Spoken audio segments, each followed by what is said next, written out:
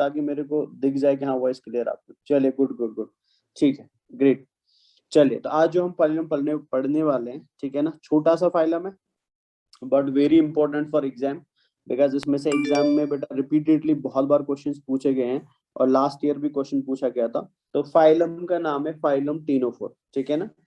अगर आप यहाँ पे पिक्चर आपके स्क्रीन पे दिखाई दे रहा है, तो ये जो तीनों डायग्राम्स है बेटा, ये है फाइलम टीनोफोरा के मेंबर्स की डायग्राम्स या फाइलम टीनोफोरा के मेंबर्स के फोटोग्राफ्स है, ठीक है ना। चले, अच्छा मेरे को एक बात बताइए, अगर आप ये फोटोग्राफ देख पा रहे हैं, मैंने देखा है आसाम के अंदर लोगों को बेटा कैमरा के साथ, फोटोग्राफी के साथ बहुत ज्यादा इंटरेस्ट है। तो मेरे को बताइए, जो 4 फोटोग्राफ या 3 फोटोग्राफ आप देख पा रहे स्क्रीन पे, मेरे को बताइए ये फोटोग्राफ्स किस बैकग्राउंड में लिए गए हैं बेटा? डार्क बैकग्राउंड में कि लाइट बैकग्राउंड में? डार्क बैकग्राउंड में सर। क्लियरली दिख रहा है बेटा, है ना, डार्क बैकग्राउंड में लिए गए हैं। तो ये डार्क बैकग्राउंड में क्यों लिए गए हैं, ये मेरा एक्चुअल कहने का मकसद है बेटा, कि ये जो फोटोग्राफ्स हम लेते हैं ना टीनोफोर्स का, अगर मान लीजिए कल को फॉर एग्जाम्पल आप में से कोई मैराइन एनवायरमेंट का या मैराइन इकोसिस्टम का फोटोग्राफर बनेगा, तो अगर आप मैराइन इन्वायरमेंट के अंदर, मैराइन इकोसिस्टम के अंदर टीनोफोर का फोटोग्राफ लेना चाहते हैं, तो टीनोफोर का फोटोग्राफ लेने के लिए आपको समुद्र के अंदर बेटा बहुत नीचे जाना पड़ेगा। इतना नीचे जाना पड़ेगा कि वहां पे आपको सूरज की रोशनी नहीं दिखाई देगी बेटा, ओनली डार्कनेस दिखाई देगा, ओनली अंधेरा दिखाई देगा। मतलब ये मेरा कहने का है कि टीनोफोर जो एनिमल्स होते हैं ना, ये एनिमल्स बेटा मैराइन एनवायरमेंट के अंदर मिलते हैं, ठीक है ना। और मैराइन एनवायरमेंट के अंदर ये बहुत गहराई में मिलते हैं बेटा, बहुत डीप जगह पे मिलते हैं। ये आपको पानी के ऊपर वाली लेवल्स में देखने को नहीं मिलेगा, उन लेवल्स में देखने को नहीं मिलेगा जहां पे नॉर्मली सूरज की रोशनी पाई जाती है। They are very very very deep in the oceans बेटा, ये बहुत नीचे पाए जाते हैं। इसलिए आपको फोटोग्राफ में भी क्या दिखाई दे रहा है, पीछे से डार्क बैकग्राउंड दिखाई दे रहा है। तो ये पहली चीज आप याद रखेंगे कि दीज एनिमल्स बेटा they are marine in nature, ये एक्वेटिक इकोसिस्टम में पाए जाते हैं, और एक्वेटिक में ये ओनली मैराइन में पाए जाते हैं। अगर आपको याद हो पॉरिफेरा पढ़ाया था, हमने लिखा था मोस्टली मैराइन बेटा। सिलेंट्रेट पढ़ाया था, मैंने वहां पे भी लिखा था मोस्टली मैराइन। मोस्टली हमने 2 जगह पे वर्ड यूज क्यों किया था? मोस्टली इसलिए यूज किया था बिकॉज इसके अलावा बेटा कुछ एक्सेप्शंस पाई जाती थी। जैसे आपने सिलेंट्रेट के अंदर एक्सेप्शन देखा था, स्पॉन्जिला का एक्सेप्शन, या पॉरिफेरा के अंदर एक्सेप्शन देखा था स्पॉन्जिला का। सिलेंट्रेट के अंदर बेटा आपने एक्सेप्शन देखा था हाइड्रा का एंड क्रेस्पेडस क्यूटा का बेटा। तो मतलब कहना मैं ये चाहता हूँ, मेन चीज जो आपको याद रखनी है बेटा इधर वो ये है कि पॉरिफेरा के अंदर भी मेंबर फ्रेश वाटर थे, सिलेंट्रेट के अंदर भी मेंबर फ्रेश वाटर थे। बट अगर आप टीनोफोर की बात करो ना, जैसे मैंने अभी बोला, या they are found very deep in the oceans बेटा। तो हमारी स्ट्रीम, हमारी नदी, हमारे लेक्स बेटा उतने डीप नहीं होते हैं, ठीक है, कि जिसके अंदर हम किनको रख सके बेटा, जिसके अंदर कौन ग्रो कर सके, टीनोफोरा ग्रो कर सके। दिस इज द रीजन बेटा कि ये ओनली आपको कहाँ पे मिलते हैं, ओशंस के अंदर मिलते हैं, because oceans are very very deeper बेटा। ये ओशंस के अंदर मिलते हैं। ओशंस में भी कहाँ पे मिलते हैं? उस लेवल पे मिलते हैं जहां पे सूरज की रोशनी आपको देखने को नहीं मिलती है। तो यहाँ पे आप इंपॉर्टेंट पॉइंट जो याद रखेंगे बेटा, और यही पॉइंट एग्जाम में पूछा भी गया है, दैट कि वो कौन सा एनिमल फाइलम है जिसके सारे मेंबर्स बेटा मैराइन होते हैं। इसके लिए हम वर्ड एक्सक्लूसिवली यूज करते हैं, वहां पे हम वर्ड मोस्टली यूज करते थे, यहाँ पे हम वर्ड एक्सक्लूसिवली यूज करते हैं। तो दीज आर एक्सक्लूसिवली मैराइन बेटा।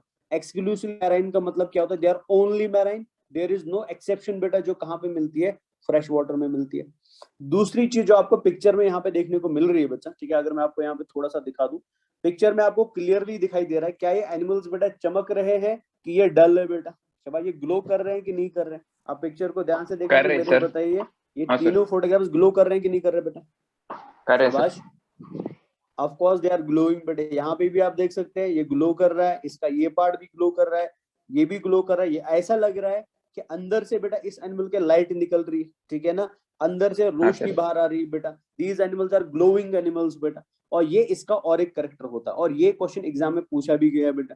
तो याद रखना आपको कि पॉरिफेरा हमने देखा कलरफुल थे, टीनोफोरा हमने देखा कलरफुल थे, सिलेंट्रेटा हमने देखा कलरफुल थे, लेकिन टीनोफोरा के अंदर जो कलर होता है ना बेटा, वो कलर एक्चुअल में किसकी वजह से होता है? वो किसी बेटा पिगमेंट की वजह से नहीं होता है। जैसे हमने पॉरिफेरा के अंदर क्रोमोसाइट्स देखी थी, टीनोफोर्स के अंदर भी क्रोमोसाइट सेल्स थी जो उनको, सिलेंट्रेट्स के अंदर भी क्रोमोसाइट सेल्स थी जो उनको कलर प्रोवाइड करती थी। लेकिन जब हम टीनोफोर की बात करते हैं ना, टीनोफोर के अंदर जो कलर होता है ना, वो एक्चुअल में बेटा एक इंपॉर्टेंट फिनोमेना की वजह से होता है, एक इंपॉर्टेंट बायोलॉजिकल इवेंट की वजह से होता है, और उस इवेंट में हो क्या रहा है बेटा, उस इवेंट के अंदर एक्चुअल प्रोसेस चल क्या रही है कि यहाँ पे एनिमल के अंदर से लाइट प्रोडक्शन होता है बेटा, मतलब एनिमल के अंदर से रोशनी निकलती है, दे आर ग्लोइंग एनिमल्स बेटा, और इस प्रॉपर्टी को हम क्या बोलते हैं, this is called as bioluminescence बेटा, इसको हम बायोल्यूमिनेसेंस बोलते हैं बेटा, ठीक है ना, आगे हम पढ़ेंगे इसको। तो बायोल्यूमिनेसेंस का मतलब क्या होता है, ल्यूमिनेसेंस का मतलब होता है रोशनी निकलना, ग्लो करना, चमकना बेटा। लेकिन बायो वर्ड हम क्यों यूज करते हैं, बिकॉज जब ये रोशनी एक एनिमल से निकलेगी या एक प्लांट से निकलेगी ना बेटा, तो जब एक एनिमल ग्लो करता है, जब एक प्लांट ग्लो करता है बेटा, so glowing of animal and plant बेटा, या जब एनिमल के अंदर से लाइट निकलती है, इस फिनोमेना को हम बायोलॉजी के अंदर क्या बोलते हैं, इसे हम बायोल्यूमिनेसेंस बोलते हैं। तो मतलब टीनोफोर जो होते हैं, जो आप पिक्चर में भी देख रहे हैं, जो समंदर के अंदर इतने नीचे पाए जाते हैं जहां पे सूरज की रोशनी है ही नहीं, तो फिर ये इतने चमक क्यों रहे बेटे, ये इतने ग्लो क्यों रहे, ये इसलिए ग्लो कर रहे हैं बिकॉज इनके पास क्या होती है, प्रॉपर्टी ऑफ बायोल्यूमिनेसेंस होती है बेटा। अब क्यों होती है इनके पास बायोल्यूमिनेसेंस, वो हम थोड़ी देर बाद देखेंगे बेटा। इनके पास कुछ सेल्स पाई जाती है जिनको हम फोटोसाइट्स बोलते हैं, फोटोसाइट्स की वजह से बेटा ये क्या करते हैं, लाइट को इमिट करते हैं। तो ये आप और एक इंपॉर्टेंट चीज याद रखेंगे। इसके अलावा और एक चीज अगर आप यहाँ पे देखेंगे बच्चा, इस डायग्राम में देख लीजिए, यहाँ पे आपको ये ऐसी लाइन दिखाई दे रही है, ये और एक लाइन दिखाई दे रही है, यहाँ से और एक लाइन दिखाई दे, और इस लाइन पे बेटा आपको ऐसे कुछ छोटी छोटी सी लाइन दिखाई दे रही है इस तरीके से। अगर आप डायग्राम को बाद में दोबारा देखेंगे तो आप देख सकते हैं लाइंस आपको क्लियरली दिखाई दे रही है। तो ये एक बैंड है बेटा, ये दूसरा बैंड दिखाई दे रहा है, यहाँ पे और एक बैंड है, इधर और एक बैंड है। तो मतलब बैक साइड में बेटा और भी बैंड्स होंगे, लेकिन हर बैंड में आपको ऐसी छोटी छोटी सी लाइंस दिखाई दे रही बेटा, ऐसी लाइंस दिखाई दे रही। तो ये बैंड्स एक्चुअल में है क्या, these bands are called as comb plates बेटा, इनको हम कॉम्ब प्लेट्स बोलते हैं, ठीक है ना, इन बैंड्स को हम कॉम्ब प्लेट्स बोलते हैं। कॉम्ब क्यों बोलते हैं बेटा, ये जैसे हम बालू में कंगा लगाते हैं, कॉम्ब लगाते हैं, तो ये भी वैसे कॉम्ब के जैसे होते हैं। मान लीजिए ये कॉम्ब है बेटा, और इस कॉम्ब के ऊपर छोटी छोटी सी लाइंस होती है। तो मान लीजिए ये लाइंस में यहाँ पे बना रहा हूँ, और ये लाइन जो होते हैं ना, ये सीलिया होते हैं एक्चुअल में बेटा, ठीक है, लोकोमोटरी स्ट्रक्चर होता है जिसको हम सीलिया बोलते हैं, जिसे हम सीलिया बोलते हैं बेटा। तो हमारे टीनोफोर्स की बॉडी के अंदर जो भी टीनोफोर आप देखोगे, हर एक टीनोफोर की बॉडी के अंदर आपको कॉम्ब प्लेट्स मिलेंगे, ठीक है ना, कॉम्ब प्लेट्स के ऊपर बेटा बहुत सारे सीलियाज मिलेंगे। और कितने कॉम्ब प्लेट्स मिलते हैं बेटा, 8 कॉम्ब प्लेट्स मिलते हैं, there are 8 comb plates present in the ctenophores बेटा। हर एक टीनोफोर की बॉडी के अंदर कॉम्ब प्लेट्स पाए जाते हैं, जो आपको हल्का सा यहाँ पे पिक्चर में भी दिखाई दे रहे हैं। जो भी आप पिक्चर देखोगे, इधर भी देख लीजिए बेटा, ये कॉम्ब प्लेट्स दिखाई दे रहे हैं, यहाँ पे भी देख लीजिए बेटा ये कॉम्प्लेट्स दिखाई दे रहे हैं, इधर भी देख लीजिए ये कॉम्प्लेट्स दिखाई दे रहे। तो कॉम्ब क्यों बोलते हैं इसको, और प्लेट क्यों बोलते हैं, कॉम्ब इसलिए बेटा कंगे जैसा होता है, कंगा मतलब जो हम बालू में लगाते हैं बेटा, तो कॉम्ब के समान होता है बेटा। और प्लेट क्यों बोलते हैं, बिकॉज ये 8 नंबर, जो एक प्लेट हो गया, ये दूसरा प्लेट हो गया, ये तीसरा प्लेट हो गया, चौथा प्लेट हो गया, और बैक साइड में और 4 प्लेट्स होंगे, तो टोटल 8 प्लेट्स पाए जाते हैं because of the presence of comb plates बेटा। बिकॉज इन एनिमल, ये ट्रांसपेरेंट एनिमल्स होते हैं, आपको अंदर की बॉडी दिखाई दे रही है बेटा, दे आर ट्रांसपेरेंट एनिमल्स। तो जब आप इस एनिमल को देखोगे ना कभी बेटा, रियल फोटोग्राफ के अंदर या इसके वीडियो के अंदर बेटा, तो आप ट्रांसपेरेंट एनिमल के अंदर से कॉम्ब प्लेट दिखाई देते हैं, क्लियरली कॉम्ब प्लेट्स विजिबल होते हैं। और कितने होते हैं बेटा, वो 8 नंबर होते हैं। तो इस वजह से बेटा इनको क्या बोला जाता है, इनको कॉम्ब जेलीज भी बोला जाता है, इनको कॉम्ब जेलीज बोलते हैं बेटा। तो याद रखना, ctenophore are commonly called as comb jellies. Comb jellies क्यों बोलते हैं बेटा, बिकॉज इनके पास कितने प्लेट्स पाए जाते हैं, 8 कॉम्ब प्लेट्स पाए जाते हैं। और कॉम्ब प्लेट्स की प्रॉपर्टी क्या है बेटा, कि उनके ऊपर क्या मिलते हैं, उनके ऊपर सीलियाज मिलते हैं। तो एक प्लेट होगा और उसके ऊपर क्या मिलेंगे, मल्टीपल सीलियाज मिलेंगे। तो ये भी इंपॉर्टेंट है, ये भी याद रखेंगे। इसको आप देखेंगे और एक चीज कि इनको हम सी वॉलनट्स भी बोलते हैं, they are also called as sea walnuts बेटा। तो वॉलनट तो आपको पता ही बेटा, वॉलनट मतलब अखरोट, ठीक है ना, अखरोट बेटा जो कश्मीर में निकलता है, तो वो कैसा होता है, वो गोल आकार का होता है, सर्कुलर होता है। तो हमारे ये ऑर्गेनिजम्स भी कैसे होते हैं बेटा, ये स्लाइटली सर्कुलर होते हैं, गोल आकार के होते हैं बेटा, ठीक है ना, ओवल आकार के होते हैं, इसलिए इनको क्या बोला जाता है, सी वॉलनट्स भी बोला जाता है। चले एक क्वेश्चन मैं आप सबसे करना चाहता हूँ, बिकॉज हम ऑलरेडी पढ़ चुके हैं, तो कुछ क्वेश्चन मैं आपसे भी करना चाहता हूँ बेटा। तो मेरे को आप बताइए, अनन्या से ही मैं शुरू करता हूँ। मेरे को बताओ बच्चा कि टीनोफोर्स के अंदर कौन सी सिमिट्री पाई जाती है। शाबाश, रेडियल टीनोफोर्स में सिमेट्री। कौन सी सिमेट्री होती है, शाबाश, रेडियल सिमेट्री। वेरी गुड बेटा। तो ये आपको ऑलरेडी पता ही है, ये रेडियली सिमेट्रिकल होते हैं, वेरी गुड बच्चा।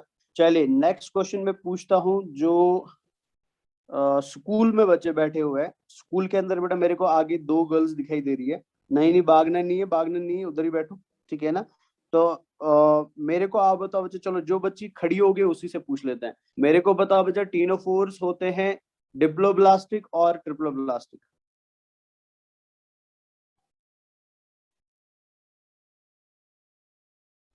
शाबाश, डिप्लोब्लास्टिक और ट्रिप्लोब्लास्टिक। टीनोफोर्स आर डिप्लोब्लास्टिक और ट्रिप्लोब्लास्टिक।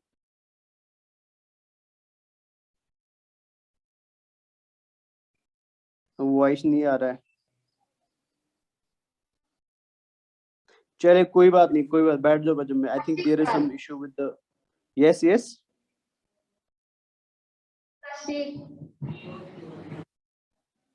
डिप्लोब्लास्टिक और ट्रिप्लोब्लास्टिक।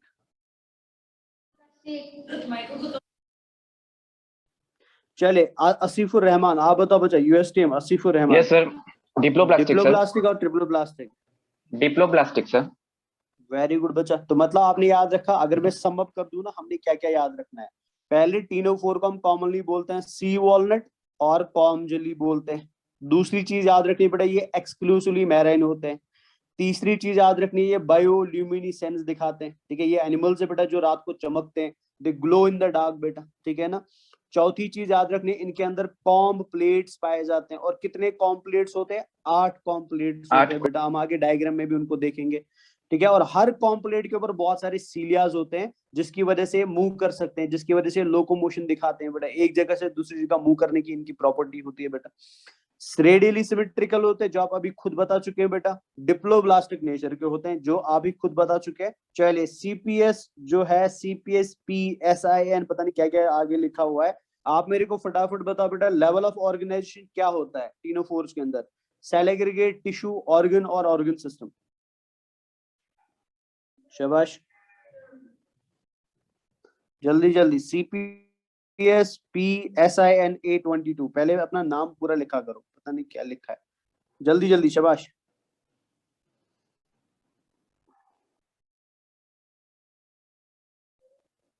जो बच्चा क्लास में आंसर नहीं करेगा, मैं उसको क्लास से बाहर कर दूंगा। तो मैं लास्ट बार फिर से बता रहा हूँ आपको बच्चा, या तो आप चैट में विद इन 1 मिनट आंसर कर दो, या आप क्लास से बाहर जाओगे आज। चलिए तब तक मैं ये क्वेश्चन फॉरवर्ड करता हूँ शाहबाज को। शाहबाज जल्दी बताओ बेटा, लेवल ऑफ ऑर्गेनाइजेशन क्या है इन केस ऑफ टीनोफोर्स बेटा? Tissue level organisation. Very good बच्चा, tissue level of organisation, very good.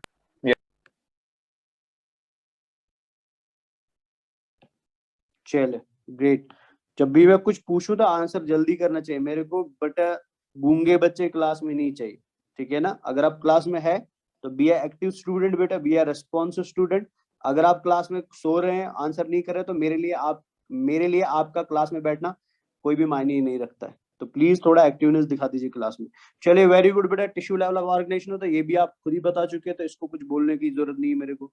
चलिए नेक्स्ट क्वेश्चन तमन्ना से है। तमन्ना मेरे को जल्दी बताओ बच्चा, सिलोमेट्स होते हैं कि एसिलोमेट्स होते हैं टीनोफोर्स? दे आर सिलोमेट्स और एसिलोमेट्स? शाबाश तमन्ना, जल्दी जल्दी। सिलोमेट्स और acoelomates? Sir, they are pseudocylomates. नहीं बच्चा, दे आर नॉट सूडोसिलोमेट्स बेटा। मैंने आपको ऑलरेडी बता चुका हूँ, सूडोसिलोमेट एक ही फाइलम है, और वो कौन सा है बेटा? वो एस्केलमेंस होते हैं, ऑलरेडी बता चुका हूँ। एस्केलमेंट के ऊपर जितने भी है दे आर ऑल एसिलोमेट्स। एस्केलमेंट के नीचे जितने भी है दे आर ऑल सिलोमेट्स बेटा। तो बीच में खाली एक ही फाइलम बचता है, वो है एस्केलमेंट खुद। वो क्या होता है बेटा? वो सूडोसिलोमेट होता है। चलिए अच्छा मेरे को बताइए बेटा, टीनोफोर जो होते हैं इनमें ब्लाइंड से एक बॉडी प्लान होता है, सेल एग्रीगेट बॉडी प्लान होता है, कि tube with in tube body plan होता है? This question is for Divya, दिया सॉरी नॉट दिव्या, दिया DIY। चलिए जल्दी जल्दी, शाबाश। तमन्ना आप माइक ऑफ कर दो बच्चा। सर ब्लाइंड से एक। वेरी गुड बच्चा, ब्लाइंड से एक बॉडी प्लान होता है, ठीक है। नोमान बताएगा, अगर इनमें ब्लाइंड से एक बॉडी प्लान है तो डाइजेस्टिव ट्रैक्ट कैसा होगा? ओपन टाइप और क्लोज टाइप बेटा? Sorry not open type, complete और इनकम्प्लीट बेटा? शाबाश। अगर इनके अंदर ब्लाइंड से एक बॉडी प्लान है तो डाइजेस्टिव ट्रैक्ट कैसा होगा? कंप्लीट डाइजेस्टिव ट्रैक्ट होगा कि इनकम्प्लीट डाइजेस्टिव ट्रैक्ट होगा?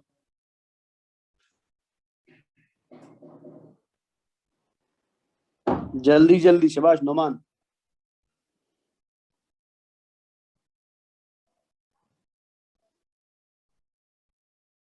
चलिए, आपको भी क्लास में नहीं बैठना है, आपको भी आराम करना है तो आप भी आराम कर सकते हैं घर पे बैठ के, कोई दिक्कत नहीं है। चलिए good. Next question, same question is forwarded to Ali Ahmad. जल्दी बताओ बच्चा। पहला रैंक बताया आज। शाबाश।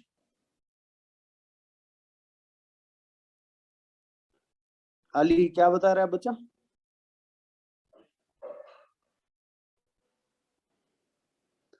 अली जल्दी जल्दी आंसर करो बेटा। सर मैं अभी अभी एंटर किया सर, ज्वाइन किया अभी अभी। तो अभी तक कहाँ थे? सर सुबह से कुछ खाया नहीं था सर, इसीलिए खाना जरूरी है कि क्लास जरूरी है? पहले क्लास जरूरी है फिर खाना जरूरी, खाने के लिए बाकी पूरा दिन बचा रहता है। Sorry sir. चलिए, फालतू में कुछ भी एक्सक्यूज बना लेते हो। चलिए, तो मैं वापस आ रहा हूँ बेटा। तो आपने याद रखा कि टीनोफोर जो होते हैं ये कॉमनली हम इनको सी वॉलनट्स और कॉम जेलीज बोलते हैं। ये एक्सक्लूसिवली मैराइन होते हैं, इनमें रेडियल सिमेट्री देखने को मिलती है। ये डिप्लोब्लास्टिक एनिमल्स होते हैं, इनमें टिश्यू लेवल ऑफ ऑर्गेनाइजेशन देखने को मिलता है, इनमें ब्लाइंड सैक बॉडी प्लान देखने को मिलता है। और जिस एनिमल के अंदर ब्लाइंड सैक बॉडी प्लान होता है ना, उसका डाइजेस्टिव ट्रैक्ट कैसा होता है? इनकम्प्लीट डाइजेस्टिव ट्रैक्ट होता है बेटा, ठीक है ना। इसके बाद नेक्स्ट बेटा आपने याद रखा कि ये एसिलोमेट्स होते हैं, इनमें ट्रू सिलोम देखने को नहीं मिलेगा। इसके लिए आपको ट्रिक याद रखना है बेटा कि खाली एस्केलमेंथ सूडोसिलोमेट होता है। एस्केलमेंथ के ऊपर जितने भी फाइलाज है they are all acoelomates, aschelminth के नीचे जितने भी फाइलाज है they are all true coelomates बेटा। तो ये भी आपको याद रखना, ठीक है ना। तो एक अच्छा, इसके अलावा याद रखना इनके अंदर कॉम्प्लीट्स पाए जाते हैं। There are 8 comb plates present in all the ctenophores बेटा।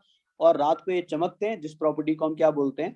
बायोल्यूमिनेसेंस बोलते हैं। अच्छा, इसके अलावा और एक पॉइंट आप डायग्राम को देख के याद रख सकते हैं बच्चा, कि यहाँ पे आप डायग्राम में देख सकते हैं कि आपको टीनोफोर दिखाई दे रहे हैं। और टीनोफोर की प्रॉपर्टी क्या होती है? ये कभी भी ग्रुप बना के नहीं बैठते, ये कभी भी ग्रुप फॉर्मेशन नहीं करते हैं बेटा, ये कभी भी कॉलोनी फॉर्मेशन नहीं करते, ये हमेशा अकेले रहते हैं, इंडिपेंडेंट रहते हैं एंड अलोन रहते हैं बेटा। ये कभी भी दूसरे ऑर्गेनिज्म या दूसरे सिलेंट्रेट दूसरे टीनोफोर के साथ ग्रुपिंग या कॉलोनी फॉर्मेशन नहीं दिखाते। This property is called as solitary property बेटा।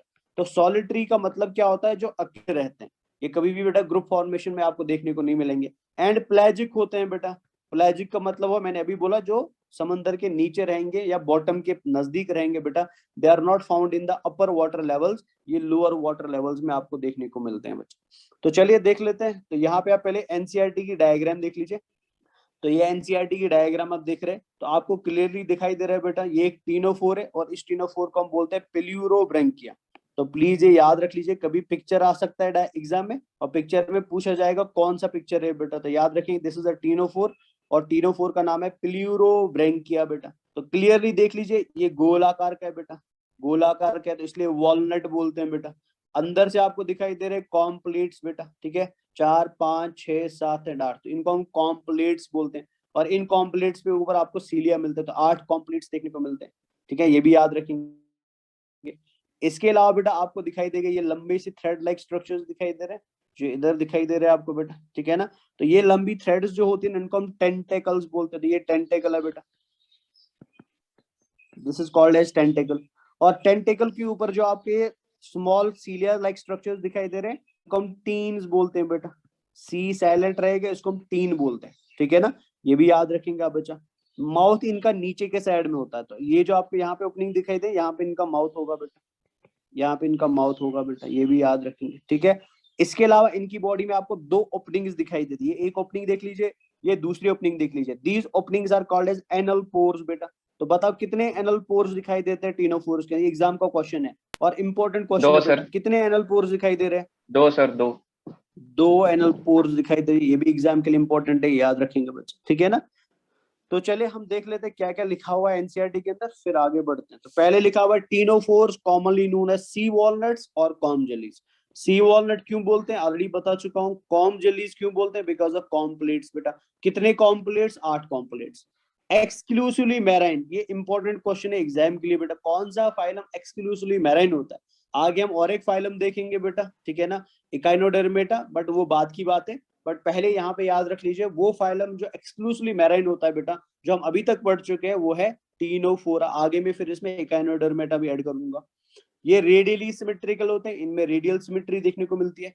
डिप्लोब्लास्टिक ऑर्गेनिजम्स होते हैं बेटा, 2 जर्म लेयर्स पाई जाती है, एक्टोडर्म एंड एंडोडर्म बेटा, with tissue level of organisation. और क्या देखने को मिलता है, टिश्यू लेवल ऑफ ऑर्गेनाइजेशन देखने को मिलता है। दे आर सॉलिटरी एंड प्लेजिक बेटा। सॉलिटरी अभी बता चुका हूँ, सॉलिटरी मतलब जो अकेले रहते हैं, ये कभी भी बेटा कॉलोनी फॉर्मेशन नहीं करते हैं, ग्रुप में नहीं रहते हैं बेटा। एंड प्लेजिक मतलब जो टुवर्ड्स बॉटम देखने को मिलेंगे। दे आर ट्रांसपेरेंट, ये भी ऑलरेडी बता चुका हूँ। इनकी बॉडी जो होती है बेटा, इनकी बॉडी का जो एक्टोडर्म होता है एंड एंडोडर्म होता है बेटा, वो बहुत थिन होता है, जिसकी वजह से इनकी बॉडी क्या हो जाती है बेटा, ट्रांसपेरेंट हो जाती है। एंड आप इनकी बॉडी के अंदर क्लियरली कॉम्प्लेट्स को देख सकते हैं, because their body is transparent. तो ये भी याद रखेंगे। ये एसिलोमेट एनिमल्स होते हैं बेटा, इनका सीलोम फॉल्स सीलोम होता है बेटा, इनमें सीलोम देखने को, sorry not false coelom, acoelomate मतलब बेटा इनके अंदर सीलोम मिलता ही नहीं है बेटा, they do not have a coelom, तो ये एसिलोमेट नेचर के होते हैं। और बॉडी अनसेगमेंटेड होती है, इनकी बॉडी में आपको कोई सेगमेंटेशन देखने को नहीं मिलेगा। अब यहाँ पे देखो, यहाँ पे भी और एक चीज याद रख लीजिए, यहाँ पे हालांकि हमने इतने फाइलम्स पढ़े अभी तक, एक दो फाइलम्स पढ़े, बट कहीं पे बेटा सेगमेंटेशन की बात नहीं आई।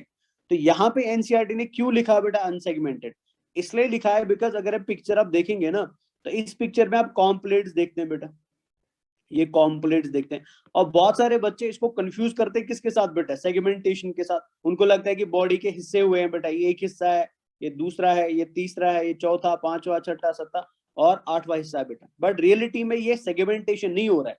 रियलिटी में बेटा ये सेप्टा नहीं है, ये सेगमेंटेशन की लाइन नहीं है। रियलिटी में क्या है बेटा, ये कॉम्प्लेट है। तो इसलिए इस चीज को क्लियर करने के लिए एनसीईआरटी ने यहाँ पे मेंशन किया, ये अनसेगमेंटेड होते हैं, मतलब जो चीज आप देख रहे हैं वो सेगमेंटेशन नहीं है बेटा। ये एनिमल्स कैसे होते हैं, दे आर अनसेगमेंटेड एनिमल्स बेटा। मीजोग्लिया कंटेन सेल्स, ये लाइन भी बड़ी इंपॉर्टेंट है। देखो हमने पोरिफेरा पढ़ा था, अगर आपको याद हो, पोरिफेरा में हमने 2 लेयर देखी थी, ठीक है ना। हमने सिलेंट्रेटा पढ़ा, हमने अगेन 2 लेयर देखी बेटा, हमने 2 लेयर्स देखी। पोरिफेरा के अंदर हमने इसको बोला पिनेकोडर्म, इसको बोला कॉनोडर्म बेटा, है ना। सिलेंट्रेट्स के अंदर हमने इसको बोला एक्टोडर्म और इसको बोला एंडोडर्म बेटा, ये भी आपको ऑलरेडी पता है, ठीक है ना। अब दोनों कंडीशन में, चाहे पोरिफेरा पढ़े या सिलेंट्रेट पढ़े, आपने देखा बेटा कि यहाँ पे बीच में क्या मिल रहा है, एक जेल लाइक स्ट्रक्चर मिल रहा है, जिस लाइक जेल लाइक स्ट्रक्चर को हम क्या बोलते हैं, मीजोग्लिया बोलते हैं, मीजोहिल बोलते हैं और मीजनकाइम बोलते हैं बेटा। ये आपने ऑलरेडी पढ़ लिया है। लेकिन अब पोरिफेरा के मीजोग्लिया में, सिलेंट्रेट के मीजोग्लिया में एंड टीनोफोर के मीजोग्लिया में डिफरेंस क्या है, तो ये आपको थोड़ा समझना है बेटा, और ये याद भी रखना है। याद रखना बच्चा कि अगर मैं यहाँ पे इमेजिन कीजिए, इस डायग्राम को मान लेते हैं कि ये टीनोफोर का मीजोग्लिया, ठीक है, this is the mesoglea of Ctenophora बेटा। तो टीनोफोर के मीजोग्लिया के अंदर आपको क्या देखने को मिलते हैं, न्यूरॉन्स देखने को मिलते हैं बेटा। तो यहाँ पे आपको न्यूरॉन्स देखने को मिलेंगे, ये एक न्यूरॉन हो गया ऐसे, ये दूसरा न्यूरॉन हो गया ऐसे, ये तीसरा न्यूरॉन हो गया बेटा ऐसे, ठीक है। तो ये आपको यहाँ पे न्यूरॉन्स देखने को मिलते हैं। तो मतलब ये कहने का है कि टीनोफोर का जो मीजोग्लिया होता है ना बेटा, उसमें सेल्स पाई जाती है, और वो कौन सी सेल्स होती है बेटा, वो न्यूरॉन्स होते हैं, वो नर्व सेल्स होते हैं। और वो नर्व सेल्स बेटा आपस में जुड़ के क्या बनाते हैं, एक तरीके से नेट बनाते हैं, किसका, न्यूरॉन्स का बेटा, इसको नर्व नेट बोलते हैं, this is called as nerve net बेटा। तो मतलब ये है, नर्वस सिस्टम की शुरुआत जो हुई ना, वो नर्व बनने की शुरुआत जो हुई बेटा, या नर्वस सिस्टम बनने की शुरुआत जो हुई, वो कहाँ से हुई बेटा, वो एक्चुअल में हुई थी निडेरिया से। निडेरिया के अंदर बेटा आपने देखा था न्यूरॉन्स पाए जाते थे, बट वहां पे न्यूरॉन्स बेटा फैले हुए थे, वहां पे न्यूरॉन्स बेटा एक पर्टिकुलर अरेंजमेंट में नहीं पाए जाते थे, एक लीनियर अरेंजमेंट में नहीं पाए जाते थे। बट जैसे हम टीनोफोर के अंदर आए, हमने देखा बेटा सारे न्यूरॉन्स अरेंज्ड है इन ए लीनियर फॉर्म, एक दूसरे के बाद अरेंज्ड है बेटा, वन आफ्टर अनदर अरेंज्ड है। और क्या बना रहे बेटा, एक सीक्वेंस बना रहे न्यूरॉन्स की, this sequence of neuron is called as nerve net बेटा, इसको हम नर्व नेट बोलते हैं। जो हम लिख रहे हैं ना बेटा, यह जो एनसीईआरटी ने लिखा है दैट मीजोग्लिया कंटेन सेल्स, तो वो सेल्स कौन सी सेल्स होती है बेटा, वो न्यूरॉन्स होते हैं, वो न्यूरॉन सेल्स होती है बेटा, ये याद रखना इंपॉर्टेंट है, ठीक है ना। तो ये एग्जाम के लिए इंपॉर्टेंट है, याद रखेंगे। तो क्या लिखा था यहाँ पे, द मीजोग्लिया कंटेन सेल्स। तो अगर आप बाद में जब नोट्स लेंगे बेटा तो यहाँ पे आप एग्जाम्पल लिख सकते हैं कौन सी सेल्स है बेटा, वो न्यूरॉन सेल्स होती है। नेमेटोसिस्ट्स आर एब्सेंट। चलो फटाफट बताओ बेटा, 1 मिनट रुक जाइए। चलिए ये क्वेश्चन जो है ये जाएगा डायरेक्टली बेटा पत्थरकंडी की क्लास में, ये क्वेश्चन डायरेक्टली जाएगा, ठीक है ना। मेरे को फटाफट बताइए नाइडोब्लास्ट, नेमेटोसाइट एंड नेमेटोसिस्ट में क्या डिफरेंस है? शाबाश। नाइडोब्लास्ट, नेमेटोसाइट और नेमेटोसिस्ट में क्या डिफरेंस है? इन क्लास कोई टीचर है अभी वहां पे अवेलेबल? इन क्लास कोई टीचर है अवेलेबल वहां पे बच्चा? इफ यस तो थम्स अप कर दो, इफ नो तो थम्स डाउन कर दो। मैं कैमरा देख पा रहा हूँ। क्लास में कोई टीचर है अभी?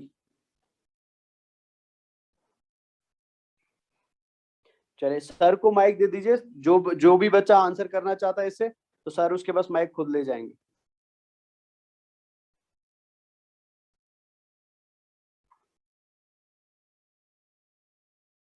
शाबाश।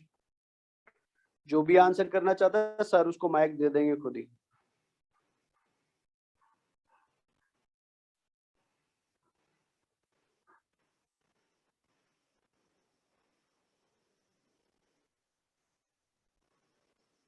अभी आपका माइक म्यूट है, अभी आपका माइक म्यूट दिख रहा है मेरे को। चलो यार रहने दीजिए, इसमें हमारा टाइम ही वेस्ट हो जाएगा। चलो रहने दो, बैठो बैठो बेटा, बैठो बैठो, इसमें हमारा टाइम वेस्ट हो जाएगा। सर को आप आंसर कर दो, सर मतलब समझ जाएंगे कि हाँ आंसर ठीक है। ठीक है, सर को आप आंसर डायरेक्टली कर दो बिना माइक के। जो भी आंसर करना चाहता है सर को डायरेक्टली आंसर कर दीजिए। चले, मैंने जब आपको सील एंड ट्रेट पढ़ाया था ना, सील एंड ट्रेट के अंदर बेटा मैं वेरी गुड बच्चा, आंसर कर दो, वेरी गुड। अगर आप हैंड रेज कर रहे हो तो आप आंसर कर सकते हो, गुड गुड।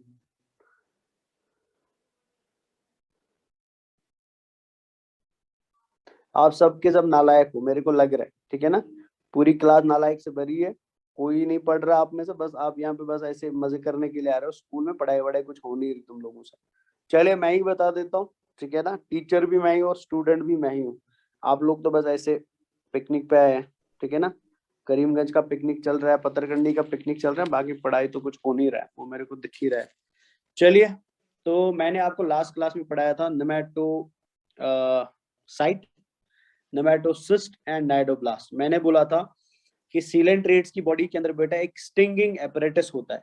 उस पूरे एपरेटस को हम क्या बोलते हैं? उसको हम नाइडोब्लास्ट बोलते हैं। The whole apparatus is called as cnidoblast, ठीक है ना। जो मैंने बोला था डिब्बे के समान जो स्ट्रक्चर है, उस पूरे डिब्बे का नाम है बेटा नाइडोब्लास्ट।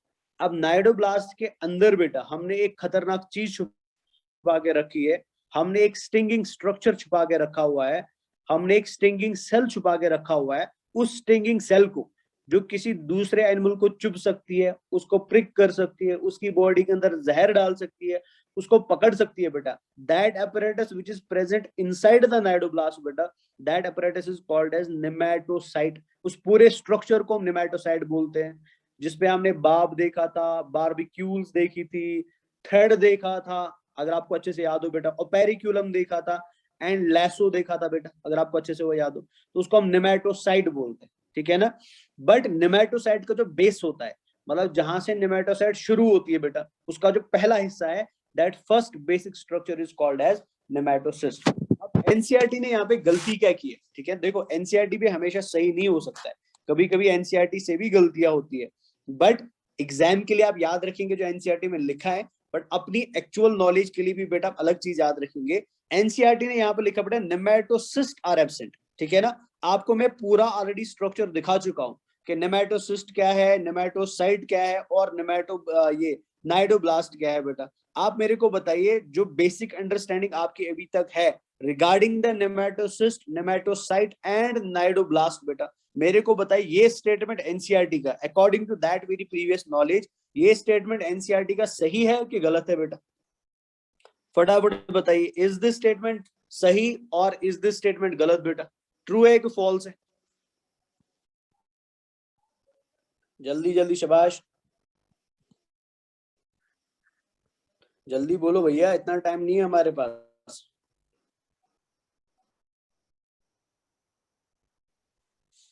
वॉइस Sir, आ भी रहा है मेरा कि नहीं है? वॉइस तो आ रहा है यार। ट्रू है कि फॉल्स है भैया, जल्दी बोलो। False. नालायकों की फौज। false. फॉल्स है, ठीक है। क्यों फॉल्स है बेटा? बिकॉज यहाँ पे लिखा होना क्या चाहिए था, मे बी शायद नेक्स्ट एडिशन में एनसीईआरटी इस गलती को ठीक करे। आगे हम और भी बहुत सारी गलतियां देखेंगे बेटा एनसीईआरटी के अंदर कहाँ कहाँ पे। बट यहाँ पे होना क्या चाहिए था एक्चुअल में बेटा? यहाँ पे एक्चुअल में होना चाहिए था निमेटोसाइट। अगर वो निमेटोसाइट नहीं लिखते, एटलीस्ट उनको लिखना चाहिए था नाइडोब्लास्ट बेटा। बट ना तो नाइडोब्लास्ट लिखा, ना तो निमेटोसाइट लिखा, एक हिस्से का नाम लिखा जिसको हम निमेटोसिस्ट बोलते हैं। बट ये आप अपनी अंडरस्टैंडिंग के लिए याद रखो बच्चा कि रियलिटी में एक्चुअल जो एपरेटस होता है वो है नाइडोब्लास्ट। तो होना चाहिए था यहाँ पे cnidoblast are absent in the ctenophora, या अगर नाइडोब्लास्ट वो नहीं लिख रहे हैं तो फिर होना चाहिए था बेटा nematocyte are absent in the ctenophora. But उन्होंने दोनों को छोड़ के निमेटोसिस लिखा। अभी एनसीईआरटी वाले जाने बेटा कि उन्होंने ऐसा क्यों लिखा है। बट आई होप कि हमने लास्ट ईयर भी भेजा था बेटा, ये वाला कंफ्यूजन भेजा था एनसीईआरटी वालों को, 2-3 टीचर्स ने लिख के। शायद इस एडिशन में उसका थोड़ा इंप्रूवमेंट हो जाए, बट अभी तक नहीं हुआ है। बट आप याद रखेंगे एग्जाम के लिए अगर पूछा जाए तो निमेटोसिस्ट ही याद रख लेना। अब अगर एक्चुअल अंडरस्टैंडिंग के लिए याद रखना तो फिर यहाँ पे होना चाहिए था नाइडोब्लास्ट और निमेटोसाइट एटलीस्ट होना चाहिए था। चलो हम उसमें नहीं जाते हैं। तो हम यहाँ पे एक्चुअल में कहना क्या चाहते हैं बेटा? हम यहाँ पे एक्चुअल में ये समझाना चाहते हैं कि जो हमारे टीनोफोर्स है, टीनोफोर्स के अंदर बेटा नेमेटोसाइट एब्सेंट है या नाइडोब्लास्ट एब्सेंट है। सो दैट मींस बच्चा कि ये किसी भी दूसरे एनिमल को चुभ नहीं सकते हैं। चुभने का मतलब बेटा ये उसको प्रिक नहीं कर सकते हैं, ये उसके अंदर बेटा अपना जहर हिप्नोटॉक्सिन जैसा कोई चीज नहीं डाल सकते हैं। तो फिर अगर इनको भूख लगेगी, अगर इनको किसी और एनिमल को खाना है, अगर इनको प्रे के ऊपर बेटा अटैक करना है, तो फिर ये वो काम कैसे कर सकते हैं? बिकॉज इनके पास तो बेटा डिफेंस वाला चीज है ही नहीं। तो ये डिफेंस वाला चीज जब ऊपर वाले ने इनसे हटा दिया, इनसे बेटा चुरा लिया, इनसे निकाल दिया, इसके बदले बेटा ऊपर वाले ने इनको क्या दिया? एक अलग तरीके का सेल दे दिया जिसको हम क्या बोलते हैं? जिसको हम कोलोब्लास्ट बोलते हैं बेटा। तो मतलब ये है कि टीनोफोर भी प्रे को पकड़ता है एंड सीलेंट्रेट भी प्रे को पकड़ता है। समझ लेना मेरी बात को, टीनोफोर भी प्रे को पकड़ता है बेटा एंड सीलेंट्रेट भी प्रे को पकड़ता है। बट जब सीलेंट्रेट प्रे को पकड़ता है ना, वो प्रे को पकड़ता है बेटा by hypnotising the prey. Hypnotising का मतलब हुआ कि वो उसको बेटा पहले अपने नेमेटोसाइट से अटैक करेगा, अटैक के दौरान बेटा अपना जहर डालेगा जिसको हम हिप्नोटॉक्सिन बोलते हैं, और प्रे पैरालाइज होगा, फिर उसको खा जाएगा। ये सीलेंट्रेट की कहानी है। लेकिन टीनोफोर की कहानी क्या है बेटा कि इनको ऊपर वाले ने अलग तरीके की सेल दी जिनको हम कोलोब्लास्ट बोलते हैं। अगर मैं दिखा सकता हूँ बेटा कहीं पे कोलोब्लास्ट मैंने ऐड कर दी है, जैसे ये देख लीजिए। तो ये एक कोलोब्लास्ट का डायग्राम है बेटा, this is the picture of single colloblast. तो ये यहाँ पे कोलोब्लास्ट आपको दिखाई दे रहे हैं। कोलोब्लास्ट क्या होता है बेटा? ये ऐसा सेल होता है जो एडहेसिव नेचर का होता है। एडहेसिव का मतलब हुआ ये चिपक जाता है। मान लीजिए फॉर एग्जांपल टीनोफोर के साइड से बेटा कोई लार्वा निकल रहा है, या कोई छोटी बेटा क्रस्टेशिया या मछली निकल रही है, ये उस लार्वा को या इस क्रस्टेशिया को पकड़ कैसे सकता है?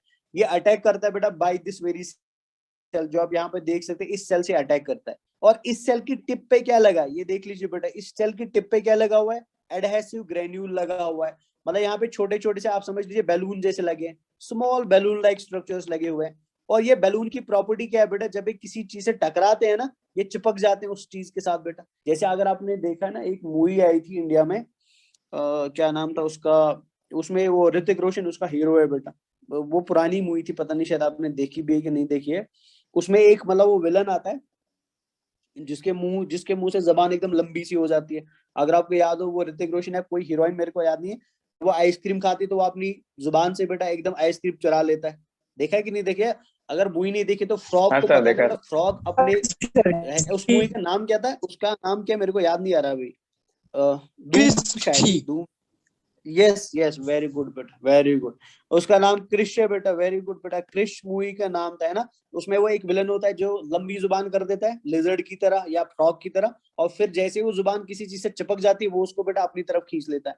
सेम यहाँ पे आप इमेजिन कर लीजिए कि टीनोफोर के सामने से एक लार्वा जा रहा है बेटा। अब इसको मन कर रहा है कि लार्वा को खाना है, तो ये लार्वा को खाएगा कैसे बेटा? ये उसको अटैक करेगा कोलोब्लास्ट सेल्स। अब कोलोब्लास्ट बेटा कोई जहर वहर लार्वा में नहीं डालेगा, वो लार्वा के साथ चिपक जाएगी बेटा, और जैसे चिपकी हुई थी ये सेल को अपनी तरफ वापस खींचेगा। जब सेल्स वापस आएंगी तो वो अपने साथ किसको ले आएंगे बेटा? लार्वा को ले आएगी, और लार्वा को खा जाएगा बेटा।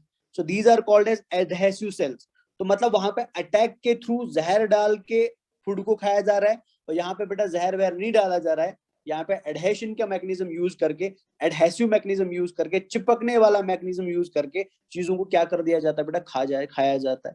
तो ये आपको डायग्राम याद रखने की जरूरत नहीं, यहाँ पे ये क्या क्या चीजें है, बट ये थोड़ा सा आपको आइडिया लगे कि एडहेसिव सेल या कोलोब्लास्ट होती कैसी है। तो यहाँ पे पिक्चर है बेटा, इससे आप थोड़ा आइडिया लगा सकते हैं, ठीक है ना बच्चा। तो याद रखेंगे स्पेशल एडहेसिव सेल्स होती है टिनोफोर्स के अंदर, जिनको हम कोलोब्लास्ट बोलते हैं बेटा, और कोलोब्लास्ट की वजह से वो क्या करते हैं बेटा, अपने आप को फीड करते हैं, याद रखना है। नेक्स्ट चीज इंपॉर्टेंट याद रखनी है। अच्छा मेरे को बताइए, सीलेंट्रेट्स को हम सीलेंट्रेट क्यों बोलते थे, जरा जल्दी जल्दी बता दो। ये यहाँ पे भी आप कोलोब्लास्ट ही दे सकते हैं बेटा, ठीक है, दिस इज आल्सो कोलोब्लास्ट बेटा, तो ये भी कोलोब्लास्ट ही है। कोलोब्लास्ट को बेटा हम, ये जो अंदर वाला थ्रेड आपको दिखाई दे रहा है ना, this is called as lasso of colloblast बेटा, ठीक है ना। कोलोब्लास्ट एक सेल है, इस सेल के अंदर जो ये थ्रेड दिखाई दे रहा है ना अंदर से, this is called as lasso बेटा। तो कुछ बुक्स के अंदर आपको दिखेगा कि टिनोफोर्स हैव लेसो सेल्स, तो lasso cell is also the name of colloblast बेटा। तो ये अलग अलग नहीं है, ये एक ही चीज है, इसमें कंफ्यूज होने की आपको जरूरत नहीं। समझ आ रही मेरी बात, क्या बता रहा हूं मैं बेटा, समझ आ रहा है ना, इधर देख लीजिए, अगर नहीं समझ आ रहा इधर देख लीजिए। ये जो आपको यहाँ पे दिखाई दे रहा है ना, ये जो दिखाई दे रहा है, this is called as lasso बेटा, इसी को हम लेसो बोलते हैं या स्पाइरल फिलामेंट बोलते हैं। अब इसके ऊपर जो दिखाई दे रहा है बेटा, ये चीज, ये क्या है बेटा, ये एडहेसिव ग्रेन्यूल्स है। लेकिन ओवरऑल एक ही चीज है, ओवरऑल तो ये कैलोब्लास्ट ही है ना, ओवरऑल तो ये कैलोब्लास्ट है। अब कैलोब्लास्ट को कुछ बुक्स बेटा लेसो सेल भी लिखती है, तो डरने वाली जरूरत नहीं है बेटा, lasso cell is colloblast, colloblast is lasso cell, तो कोई कंफ्यूजन इसमें आपको होना नहीं चाहिए। तो मैं कुछ अलग पूछ रहा था आपसे, मेरे को बताइए सीलेंट्रेटा को हम सीलेंट्रेटा क्यों बोलते हैं? सर क्योंकि उनके पास सिलेंट्रॉन कैविटी होता है। वेरी गुड बच्चा, बिकॉज उनके पास सीलेंट्रॉन पाया जाता है, जिसको हम गैस्ट्रोवेस्कुलर कैविटी भी बोलते हैं बेटा, ठीक है ना, जहां के अंदर पहली बार फूड का डाइजेशन होता है, जिसको हम एक्स्ट्रा सेल्यूलर डाइजेशन बोलते हैं। अब टिनोफोर्स के पास भी बेटा गैस्ट्रोवेस्कुलर कैविटी होती है, जैसे सीलेंट्रेट्स के पास होती है, ठीक है ना। बट डिफरेंस क्या है, डिफरेंस बस है बेटा डेवलपमेंट का। सीलेंट्रेट के अंदर पहली बार गैस्ट्रोवेस्कुलर कैविटी बना, उसके बाद बेटा वो टिनोफोर के अंदर बना। तो आपको क्या लगता है, बेटर डेवलप्ड गैस्ट्रोवेस्कुलर कैविटी किसकी होगी, सिलेंट्रेट की होगी कि टिनोफोर की होगी, आप खुद बता दीजिए। टिनोफोर की होगी सर, एवोल्यूशन के अकॉर्डिंग अगर आप चलेंगे तो किस में मोर डेवलप्ड होगा, टिनोफोर। टिनोफोर्स के अंदर होगा बेटा, ठीक है ना। तो डरने वाली इसमें कुछ है नहीं, सिंपल समझने वाली चीज है। तो पढ़ाई लेते हैं, इधर क्या लिखा हुआ, यहाँ पे हमने छोड़ दिया था इसको, एक मिनट हटा देता हूँ मैं। चले, तो यहाँ पे लिखा है स्पेशल एडहेसिव सेल्स, ये पहले आप समझ आ गए ना बेटा, इसको एडहेसिव सेल क्यों बोलते हैं, ये क्लियर हो गया अभी, शाबाश, दिस इज क्लियर बच्चा। चले स्पेशल, अच्छा अगस्त से बेटा, अगस्त नहीं सॉरी, सितंबर से ऑफलाइन क्लासेस शुरू होने वाली है, ठीक है ना, आसम के अंदर। तो तैयार रहना आप लोग, ठीक है। इंशाल्लाह मैं 10 तक पहुंच जाऊंगा, 10 सितंबर में इंशाल्लाह वहां पहुंच जाऊंगा, ये बराक वैली के अंदर पहुंच जाऊंगा। 5 को मैं गुवाहाटी पहुंच जाऊंगा, बिकॉज मेरे को सामान वामान ले आना गुवाहाटी से। तो 10 से या 11 से बेटा मैं इन क्लास ही क्लास ले लूंगा, तो आप तैयार रहना, बिकॉज इन क्लास में मेरे को रेस्पॉन्स बहुत आप अभी क्लियर कहते चाहिए, और जो रेस्पॉन्स मेरे को क्लास में नहीं मिलेगा ना, तो आप देख लेना फिर मैं क्या कर रहूंगा बेटा, हालत खराब कर दूंगा। तो इसलिए प्लीज जो भी अभी तक पढ़ा, मैं बार बार बता रहा हूँ, बिकॉज रियलिटी में आप मेरे को देखोगे जब मैं क्लास के अंदर आऊंगा। तो इसलिए प्लीज तैयार रहना। अभी तो मैं डांट नहीं सकता हूँ, पीट नहीं सकता हूँ, मार नहीं सकता हूँ, ये तो अभी बहुत दूर बैठे हैं, बट उस टाइम पे ध्यान रखना आप लोग। चलिए, special adhesive cells called colloblasts are present in all ctenophores बेटा, तो ये तो क्लियर हो गया I hope. Gastrovascular system is well developed, ये तो होना ही चाहिए बेटा, बिकॉज वेस्कुलर सिस्टम पहले बना था सीलेंट्रेट के अंदर, फिर उसके बाद बना टिनोफोर। तो ऑफ कोर्स बेटा एवोल्यूशन चल रहा है, एवोल्यूशन में तो एडवांसमेंट आएगा, तो ये मोर डेवलप्ड होगा बेटा, मतलब बेटर डाइजेशन होगा किसके कंपैरिजन में, सीलेंट्रेट्स के कंपैरिजन में। टू एनल, ये एग्जाम का वेरी इंपॉर्टेंट क्वेश्चन है, ऑलरेडी एग्जाम में पूछा भी गया है। इनके अंदर 2 एनल ओपनिंग्स पाई जाती है, ठीक है ना। तो जो मैंने आपको डायग्राम में भी दिखाई की बेटा, ये याद रख लेना। सिकेलेटल सिस्टम इनमें एब्सेंट होता है, हमने पोरिफेरा को देखा, पोरिफेरा में सिकेलेटल सिस्टम था। अच्छा मेरे को बताओ, सीलेंट्रेट्स के अंदर सिकेलेटल सिस्टम था कि नहीं था, शाबाश। सिकेलेटल सिस्टम सीलेंट्रेट्स के अंदर था कि नहीं था? सर फिर से बताइए सर क्वेश्चन। सीलेंट्रेट्स के अंदर सिकेलेटल सिस्टम प्रेजेंट था कि एब्सेंट था? एब्सेंट। नहीं बच्चा, प्रेजेंट Present था ना, था, सर। हमने क्या पढ़ा था? हाँ सर। हमने क्या पढ़ा था बेटा? कोरल पढ़ा था, याद आ रहा है? और कोरल के अंदर मैंने क्या बोला था? एक्सोस्केलेटन होता है। किसका एक्सोस्केलेटन होता है? कैल्शियम कार्बोनेट कैल्शियम का कार्बोनेट का, exoskeleton सर। होता है। तो मतलब प्रेजेंट था बेटा, ठीक है ना? तो याद रखेंगे Yes, sir. कोरिफेरा के अंदर सिकेलेटल सिस्टम था अंदर के साइड में। सीलेंट्रेट्स, हालांकि सारे सीलेंट्रेट्स में नहीं था, बट कुछ सीलेंट्रेट्स में था बेटा सिकेलेटल सिस्टम बाहर के साइड में। लेकिन जब हम टीनोफोर की Yes. बात करते हैं ना, मैंने पहले ही बोला था ये ट्रांसपेरेंट एनिमल्स होते हैं बेटा, एंड ये वेरी सॉफ्ट एनिमल्स होते हैं। और क्यों होते हैं बेटा? बिकॉज इनके पास सिकेलेटल सिस्टम एब्सेंट होता है, ये भी याद रखना है। नर्वस सिस्टम अभी दिखाया था बेटा, तो nervous system is in the form of nerve net. ये भी एग्जाम का क्वेश्चन है, ऑलरेडी पूछा भी गया है, तो याद रखेंगे बेटा डिफ्यूज नर्वस सिस्टम। और नर्व नेट किस में देखने को मिलता है? वो सीलेंट्रेट्स के अंदर देखने को मिलता है। अब मैंने आपको अभी बोला बेटा सीलेंट्रेट चलने वाले एनिमल्स है, ये एक जगह से दूसरी जगह घूमने वाले एनिमल्स है, ये मूव करने वाले एनिमल्स है बेटा। तो अगर ये मूवेबल है, अगर ये बेटा मूव कर सकते हैं, लोकोमोशन दिखा सकते हैं पानी के अंदर, तो पानी के अंदर चलते चलते इनको बॉडी को बैलेंस करने की जरूरत पड़ेगी। जब हम चलते हैं बेटा, हमारी बॉडी भी बैलेंस की जाती है। हम पढ़ेंगे इंशाल्लाह एनिमल फिजियोलॉजी के अंदर इसको। जब हम कान को पढ़ेंगे बेटा, इंटरनल ईयर को पढ़ेंगे, तो मैं आपको फिर समझाऊंगा हमको चलने के लिए बॉडी में जो बैलेंस होता है ना, उसके ऊपर बेटा हमारे कानों का बहुत ज्यादा रोल है, हमारे इंटरनल ईयर का बहुत ज्यादा रोल है। बिकॉज हमारी बॉडी को चलते समय बैलेंस कौन करते हैं? हमारे कान करते हैं बेटा, ठीक है ना?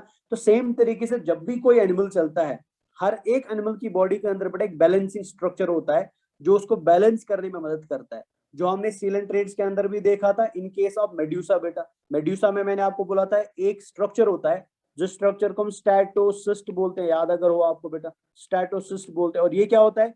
ये एक बैलेंसिंग स्ट्रक्चर होता है बेटा। तो सेम स्टैटोसिस्ट कहाँ पे देखने को मिलेगा आपको? टीनोफोर्स के अंदर भी देखने को मिलेगा, जो बॉडी को क्या करता है? जो बैलेंस करता है। तो ये देख लीजिए बेटा, ये यहाँ पे आपको दिखाई दे रहा है, ये स्ट्रक्चर स्टैटोसिस्ट। और स्टैटोसिस्ट में क्या पाया जाता है? स्टैटोलिथ पाया जाता है। और स्टैटोलिथ की वजह से क्या होती है बेटा?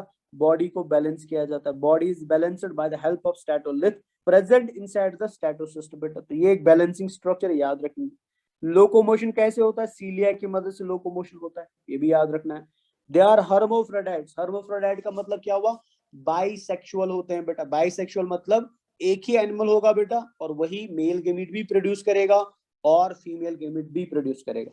डेवलपमेंट कैसी होती है बेटा? इनडायरेक्ट होती है। तो बताओ जल्दी जल्दी मेरे को, what do we mean by indirect development? फटाफट, इनडायरेक्ट डेवलपमेंट किसको बोलते हैं? Sir, they have larval stage, sir. खाली एक ही बच्चा आंसर क्यों कर रहा है? बाकी ने क्लास नहीं ली क्या? शाबाश, बाकी ने क्लासेस नहीं करी है?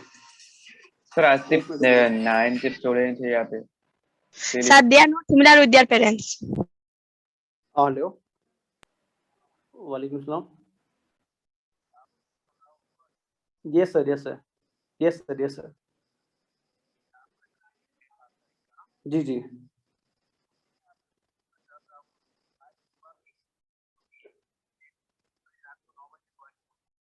रात को 9 बजे पहुंचेगा गुवाहाटी।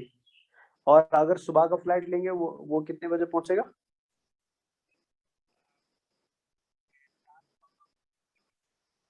नहीं, 7 तो बहुत जल्दी हो जाएगा मेरे लिए, तो आप दोपहर का फ्लाइट रख दीजिए। हाँ हाँ हाँ, वही रख दीजिए। ठीक है, कोई बात नहीं, कोई बात नहीं। ठीक है ना? ओके, 5 का बना रहे हैं कि 6 का बना रहे हैं? 5 अगस्त का नहीं, आप 6 अगस्त का बना दीजिए। हाँ हाँ हाँ, यस यस।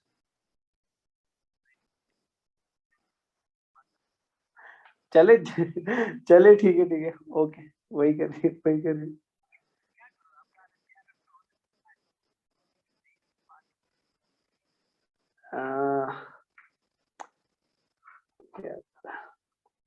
ठीक है, आप 6 का बना दीजिए, 6 का।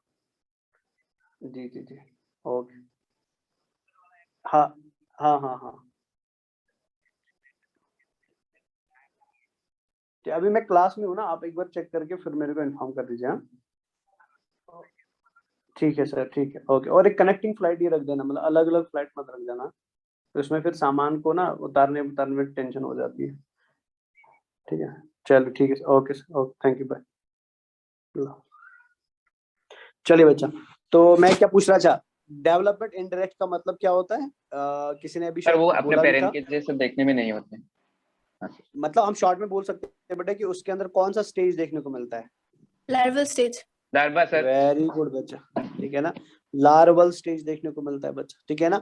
तो ऐसी कोई भी डेवलपमेंट जहां पे बीच में लार्वा आ जाए बेटा, that development is called as indirect development. चलो इसी से मेरे को और एक क्वेश्चन भी याद आ रहा है, ठीक है ना। इस बार ये पत्थरकड़ी वाले बच्चे नहीं बचेंगे, तो ये माइक ऑन करके रखेंगे। तो मैं शुरू करता हूँ बच्चा।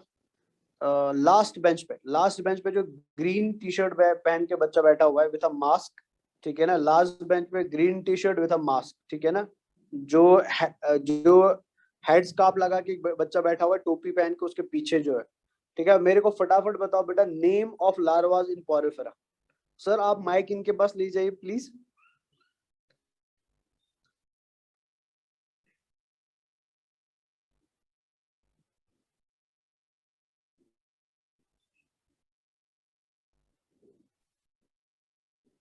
हाँ हाँ, ऑन हो गया, ऑन हो गया, गुड। चलिए फटाफट बताओ बेटा, name of larvas in Porifera.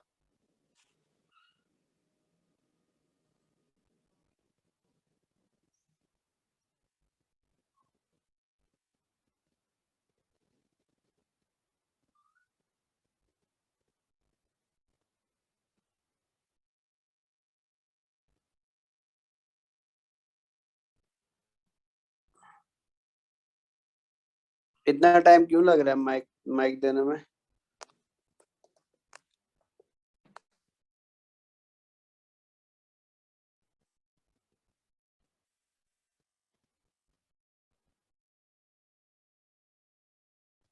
Mic ही नहीं चल रहा है ना?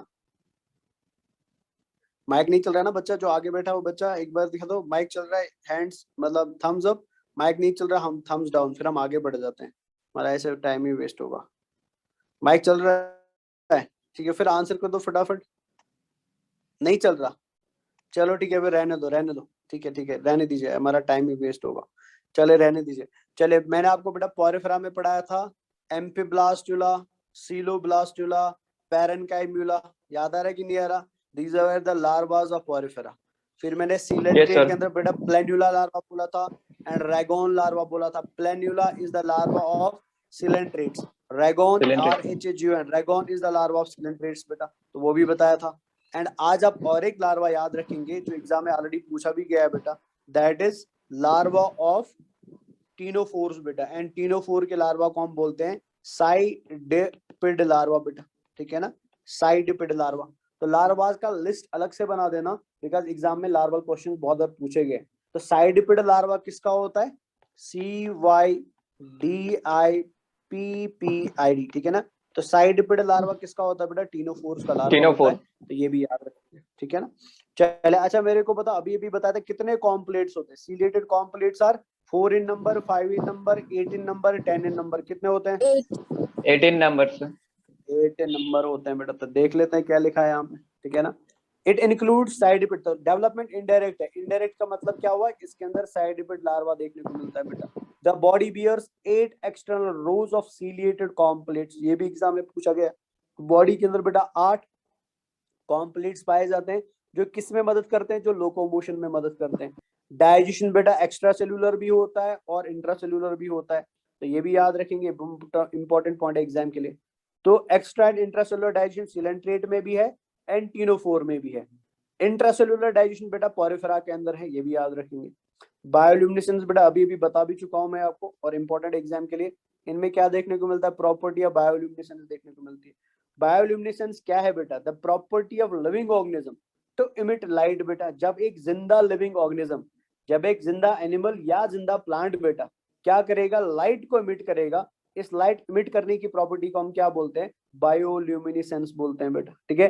जैसे हमारे गांव में मैंने आसाम के अंदर बहुत देखा हुआ है कि समर के टाइम पे बेटा आप रात को बाहर जाएंगे तो पेड़ों के ऊपर बेटा वो फायर मतलब छोटी छोटी सी फ्लाइज घूमती है, जिनको हम फायर फ्लाइज बोलते हैं इंग्लिश के अंदर। तो उनके पीछे बेटा एब्डोमेन वाला पार्ट चमक रहा होता है, तो दैट इज ऑल्सो बायोल्यूमिनेसेंस बेटा। दूसरा कीड़ा मैंने आसाम के अंदर देखा हुआ बेटा, रात के टाइम पे वो उड़ता नहीं है, बट वो पेड़ के नीचे घास के अंदर से बेटा चल रहा होता है। एकदम छोटा सा ब्लैक कलर का कीड़ा होता है with a lot of setae on the body बेटा, ऑर्थोपोड का मेंबर है वो, हम उसको आगे पढ़ेंगे इंशाल्लाह। तो उसकी दो आंखें चमक रही होती है, मतलब हेड के ऊपर बेटा दो आंखें लाइक स्ट्रक्चर चमक रही होती है, उनसे एक ग्रीन कलर की हल्की हल्की सी लाइट निकलती है। सो दिस प्रॉपर्टी बेटा इज कॉल्ड एज बायोल्यूमिनेसेंस। और आपको देख के और आपको सुन के बेटा बड़ी हैरानी होगी और बड़ा मतलब अजीब भी लगेगा कि जापान के अंदर बेटा बायोटेक्नोलॉजी इतना ज्यादा एडवांस हुआ है। हम तो मतलब बहुत पीछे, हम 12th में पढ़ेंगे इंशाल्लाह बायोटेक्नोलॉजी को। हालांकि बायोटेक्नोलॉजी जापान से पहले इंडिया में शुरू हुई थी, बट हम लोग बेटा अपने चक्करों में रह गए, हिंदू मुस्लिम सिख ईसाई हम लड़ते रह गए और हम पीछे रह गए, ठीक है ना। बट जापान हमसे बहुत आगे चला गया।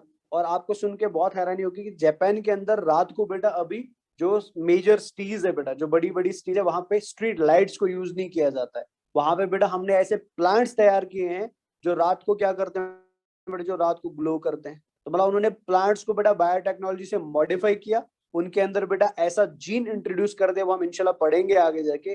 जिस जीन की वजह से बेटा उनके अंदर प्रॉपर्टी डेवलप हुई, प्लांट्स के अंदर प्रॉपर्टी डेवलप हुई कि वो रात को वो दिन को लाइट को एब्जॉर्ब करते हैं, एंड सेम प्लांट बेटा रात को लाइट को एमिट करता है in the form of bioluminescence, और रात को प्लांट चमकते हैं और स्ट्रीट लाइट्स की जरूरत नहीं पड़ती बेटा।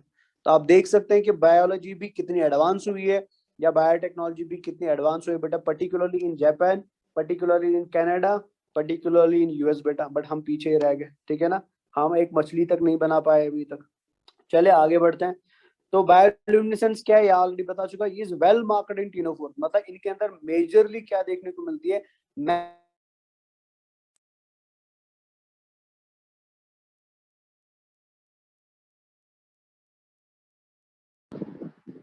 सर आपका वॉइस नहीं आ रही।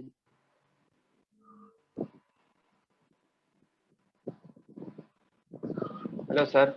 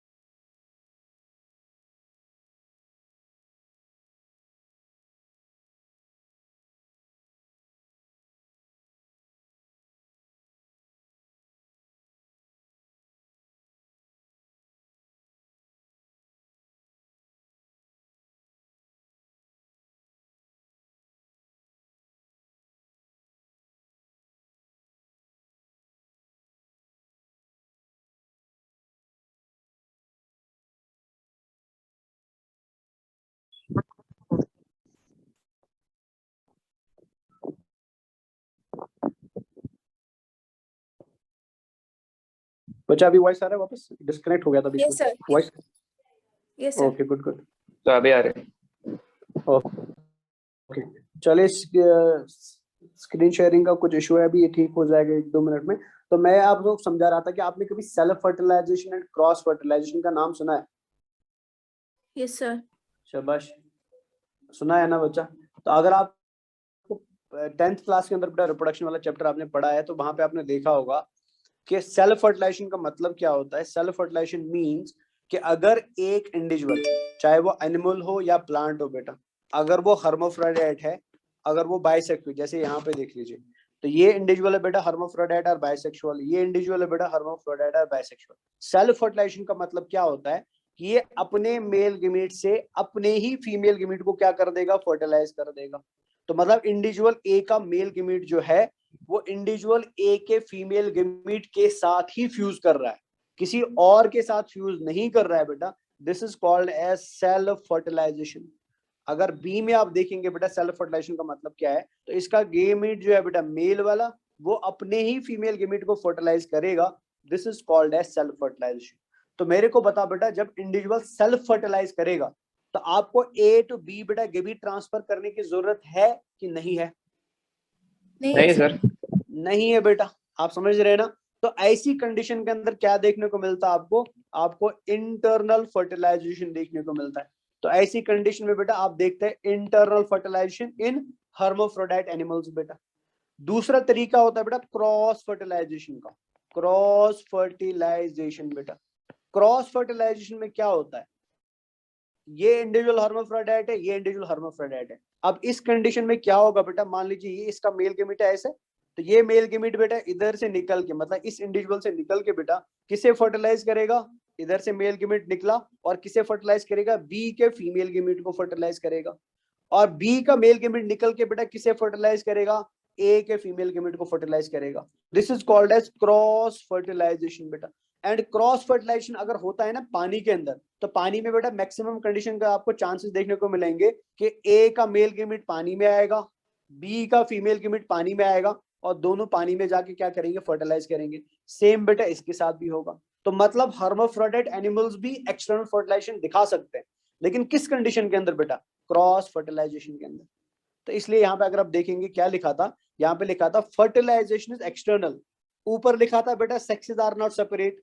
तो अगर सेक्सेस सेपरेट नहीं है तो फिर एक्सटर्नल फर्टिलाइजेशन करने की जरूरत क्या है? बिकॉज ये क्रॉस फर्टिलाइजेशन दिखाते हैं बेटा, ये सेल्फ फर्टिलाइजेशन नहीं दिखाते। समझ आया बच्चा क्या बता रहा हूं मैं?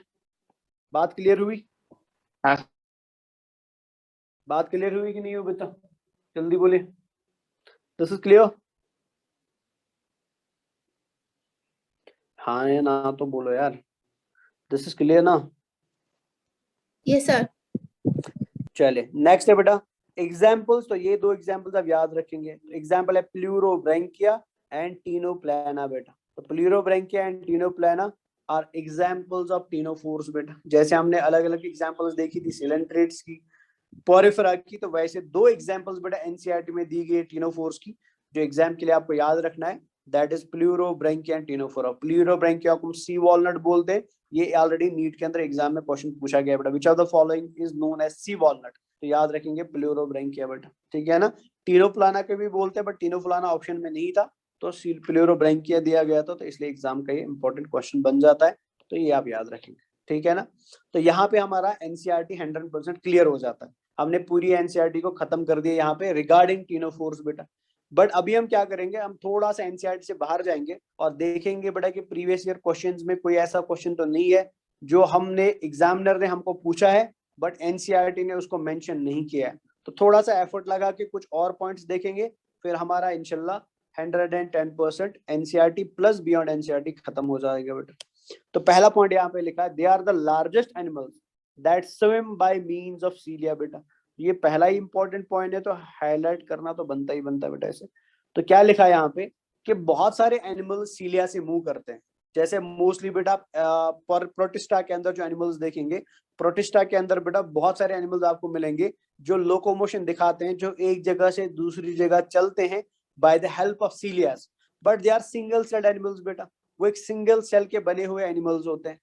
लेकिन जब आप नजर डालते हैं टीनोफोर की तरफ, टीनोफोर भी सीलिया से ही लोकोमोशन करता है, लेकिन टीनोफोर का साइज बहुत ज्यादा होता है बेटा, बहुत बड़े साइज के होते हैं। जैसे 4 फीट से लेकर बेटा 4 फीट 11 इंच का भी आपको कोई टीनोफोर साइज में देखने को मिलेगा।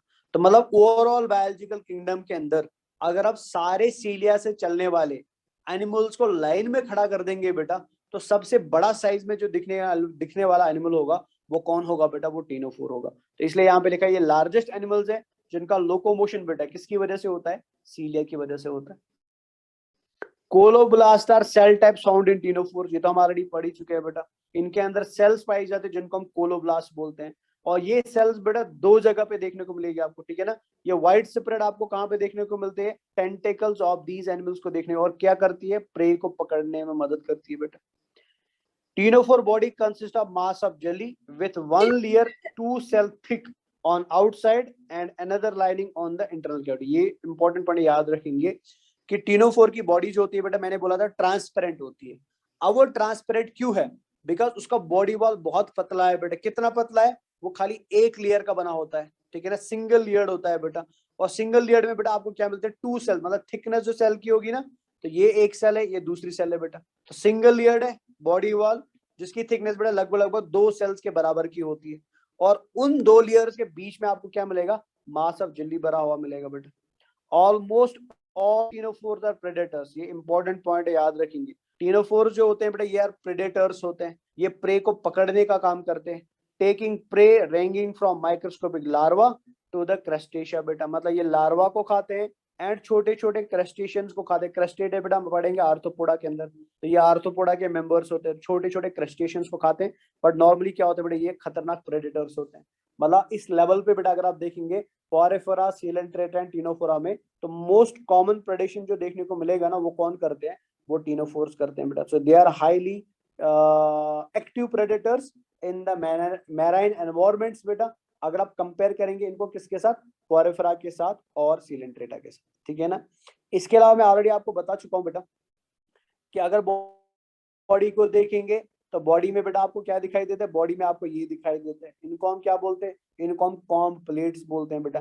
कितने कॉम्प्लेट्स होते हैं? 8 कॉम्प्लेट्स होते हैं, जो बॉडी में बेटा ऊपर से नीचे तक रन करते हैं, ऊपर से नीचे तक रन करते हैं बेटा। और कॉम्प्लेट्स के ऊपर और टेंटेकल्स के ऊपर बेटा आपको क्या मिलते हैं? छोटे छोटे से सीलियाज मिलते हैं। और सीलिया को यहाँ पे हम क्या बोलते हैं? इनको हम टीन्स बोलते हैं। तो टीन कुछ नहीं है, टीन सीलिया का और एक नाम है बेटा, ठीक है ना। इनको हम टीनोफोरा क्यों बोलते हैं? ये टीनोफोरा नाम भी इनको इसलिए पड़ा है। टीनोफोरा का मतलब होता है टीनो, अगर मैं यहाँ पर ले लूं टीनो, फिर है बेटा आगे फोरा, तो टीनोफोरा का मतलब होता है कॉम्ब बियरिंग बेटा। कॉम्ब बियरिंग मतलब वो एनिमल्स जिनके अंदर क्या मिलेगा बेटा? कॉम्ब प्लेट मिलेगा, इसलिए इनको टीनोफोरा बोला जाता है, ठीक है ना। इसके अलावा बोला है मैंने आपको, ये इंपॉर्टेंट समझ लेना पड़े, ये इंपॉर्टेंट पॉइंट बताने वाला हूँ।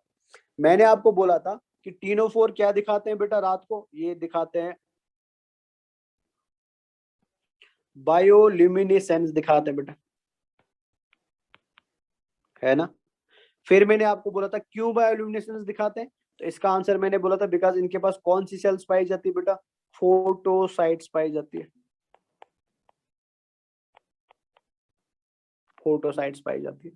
अब यहाँ पे आप एक्स्ट्रा पॉइंट याद रखेंगे, फोटोसाइट्स के अलावा बेटा इनके ऊपर, इनकी बॉडी में और एक सेल भी पाया जाता है जिनको हम बेटा ऑप्सिन्स बोलते हैं, ये याद रख लेना, ऑप्सिन्स बोलते हैं बेटा। ये जीन का नाम, मतलब सेल का नाम है बेटा ऑप्सिन सेल, और ऑप्सिन सेल को बनाने वाला जीन जो होता है उसको हम ऑप्सिन जीन बोल सकते हैं।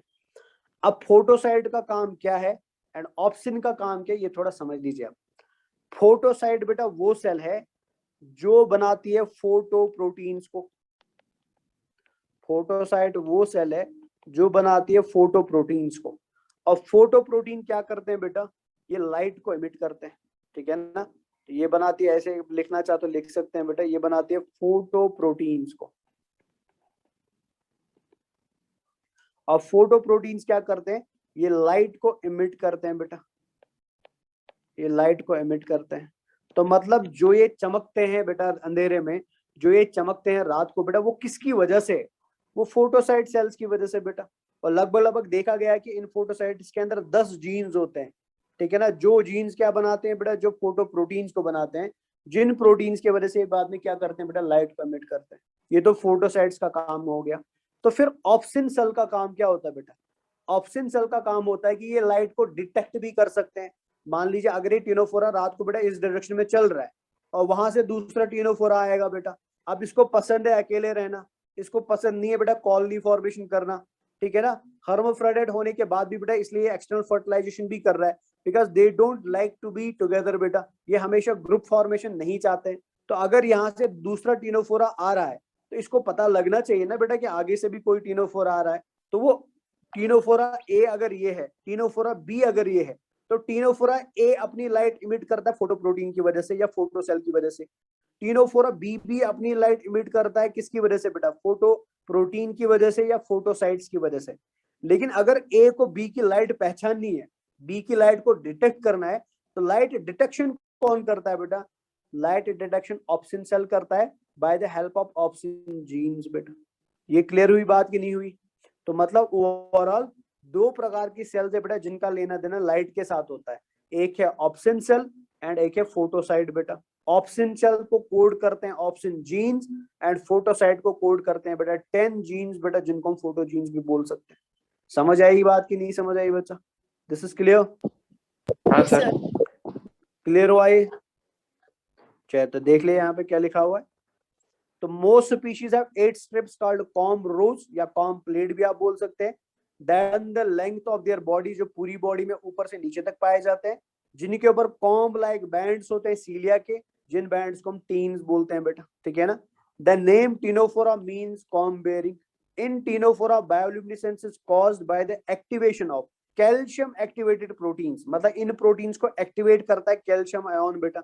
जब इन प्रोटीन्स का साथ जुड़ेगा कैल्शियम आयन तो ये एक्टिवेट हो जाते हैं बेटा, ये लाइट इमिट करना शुरू करते हैं। These proteins are called as photoproteins. और इन फोटोप्रोटीन्स को कौन बनाता है? इनको फोटोसाइट्स बनाती है बेटा। अब यहाँ पे ये पैराग्राफ इंपॉर्टेंट है जो एनसीईआरटी में नहीं है। क्या लिखा है इस पैराग्राफ में?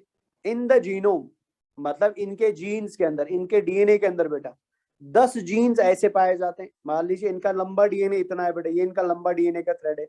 इस थ्रेड में बेटा आपको 10 जीन मिलेंगे, 1 2 3 4 5 6 ऐसे 10 जीन मिलेंगे, जो किसके लिए कोड करते हैं? प्रोटीन के लिए कोड करते हैं बेटा।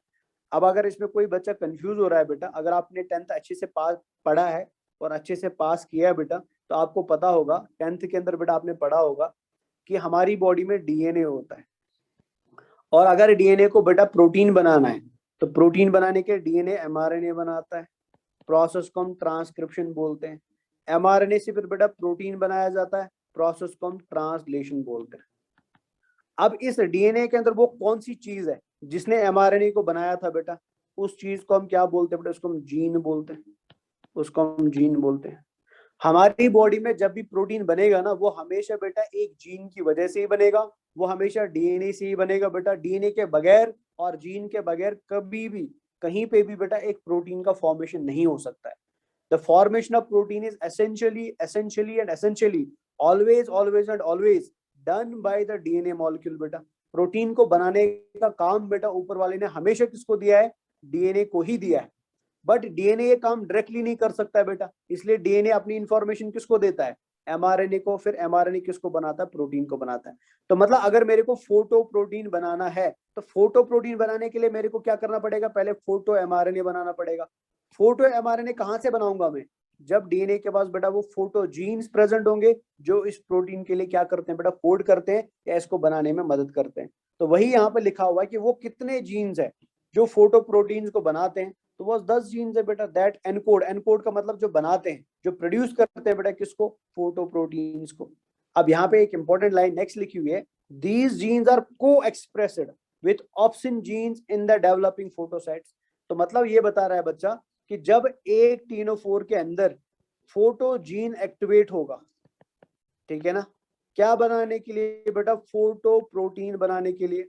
सेम टाइम पे बेटा ऑप्सिन जीन भी एक्टिवेट होगा, क्या बनाने के लिए बेटा? ऑप्सिन प्रोटीन बनाने के लिए। दिस इज कॉल्ड एज को एक्सप्रेशन बेटा, इसको हम को एक्सप्रेशन बोलते हैं।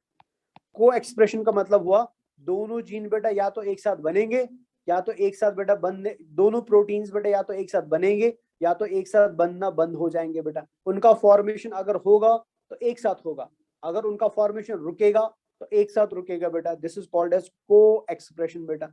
तो मतलब जब जब लाइट इमिट करने वाला प्रोटीन बनेगा तब तब बेटा लाइट को डिटेक्ट करने वाला प्रोटीन भी बनेगा। अगर लाइट इमिट करने वाला प्रोटीन नहीं बन रहा है तो लाइट डिटेक्ट करने वाला प्रोटीन भी नहीं बन सकता है बेटा। तो यहाँ पे देख लीजिए क्या लिखा है, co-expressed with opsin genes in developing photocytes, raising the possibility that light production, मतलब फोटोसाइट की बात हो रही है, एंड लाइट डिटेक्शन मतलब ऑप्सिन सेल की बात हो रही है, may be working together in animal बेटा। मतलब टीनोफोर्स के अंदर ऑप्सिन सेल एंड फोटोसाइट बेटा एक दूसरे के साथ मिलके काम करती है, कोऑर्डिनेशन में काम करते हैं। क्यों? बिकॉज जब इनके प्रोटीन्स बनाए जाते हैं वो एक साथ या तो बनाए जाएंगे, एक साथ या तो उनको बनाना बंद किया जाएगा बेटा। दिस इज कॉल्ड एज को एक्सप्रेशन ऑफ जीन्स बेटा। तो ये भी यहाँ से याद रख लीजिए को एक्सप्रेशन का मतलब क्या होता है। अब नेक्स्ट पॉइंट याद रखेंगे, लास्ट पॉइंट है ये, फिर खत्म करते हैं आज के टॉपिक को। मेरे को बताओ बच्चा, अगर आप एक एनिमल है, ठीक है ना, मान लीजिए आप जंगल में बेटा एक शेर है, आप में से कोई शेर बन गया बेटा, वो जंगल का शेर है, ठीक है ना, तो ये आप में से बेटा कोई शेर है, ऐसे जंगल का शेर हो, ठीक है। अब आपको दिखाई दे रहे बेटा दो एनिमल्स, फॉर एग्जाम्पल बेटा ये दिखाई दे रहा है एनिमल 1, ठीक है ना, और ये दिखाई दे रहा है बेटा एनिमल 2 दिखाई दे रहा है, और इन एनिमल्स के ऊपर टैग लगा हुआ है, मान लीजिए ऐसे टैग लगा हुआ बेटा इनके ऊपर, तो ये लिखा है बेटा इसके ऊपर टैग 1, ध्यान से सुन लेना मैं बताना क्या चाहता हूँ, ये लिखा है इसके ऊपर बेटा टैग 2, ठीक है। टैग 1 के अंदर लिखा हुआ है कि एनिमल, इसको नाम भी देते हैं, एनिमल ए है और ये एनिमल बी, तो यहाँ पे लिखा है बेटा लो ऑर्गेनिक मैटर बेटा, मतलब ये एनिमल बहुत कमजोर है, इसमें प्रोटीन बहुत कम है, इसमें फैट बहुत कम है, इसमें कार्बोहाइड्रेट बहुत कम है, आप समझ रहे हैं ना। और यहाँ पे लिखा है बेटा हाई ऑर्गेनिक मैटर बेटा, मतलब ये एनिमल मोटा तगड़ा है, ठीक है, इसमें बहुत सारा फैट भरा हुआ है, इसमें बहुत सारा प्रोटीन है, इसमें बहुत सारा कार्बोहाइड्रेट है। तो अगर आप एक पढ़े लिखे शेर है बेटा, आप एक पढ़े लिखे लाइन है, आपको पढ़ना लिखना समझ आ रहा है, आपको पता है ऑर्गेनिक क्या है इनऑर्गेनिक क्या है, अगर आपको चॉइस दिया जाए बेटा इनमें से आप एक एनिमल को खा लो, तो बताओ आप किसे खाएंगे, ए को खाएंगे कि बी को खाएंगे? बी को सर, बी को क्यों सर, बी को खाएंगे बेटा? बिकॉज, वेरी गुड, क्योंकि इसके अंदर, क्यों बी को खाएंगे? क्योंकि इसके अंदर सर, बी को इसलिए खाएंगे, वेरी गुड, बी को इसलिए खाएंगे बेटा बिकॉज इसके पास क्या है, हाई एनर्जी कंटेंट है बेटा। ऑर्गेनिक अगर मैं भूल जाऊं तो मतलब मैं एनर्जी पे फोकस करूं बेटा, इसके अगर मैं इसको खा जाता हूं तो मेरी बॉडी को बहुत सारा एनर्जी मिलेगा बेटा, मेरी बॉडी को बहुत सारी ताकत मिलेगी, बहुत सारा कार्बोहाइड्रेट मिलेगा, बहुत सारा प्रोटीन मिलेगा, बहुत सारा फैट मिलेगा, जिसकी वजह से मेरी बॉडी बहुत ज्यादा डेवलप हो सकती है, ठीक है ना। हमारे एनिमल किंगडम के अंदर एक रूल है बेटा, ठीक है, रूल ये है कि प्रोड्यूसर जो होगा बेटा, प्रोड्यूसर खाना बनाएगा, उस खाने को खाएगा बेटा एक कंज्यूमर, उस खाने को खाएगा बेटा एक कंज्यूमर, और कंज्यूमर जो मरेगा बेटा उसको डिकम्पोज करेगा डिकम्पोजर, है ना, पढ़ा है सब लोगों ने आपने बेटा। This is called as food chain बेटा, इसे हम फूड चेन बोलते हैं।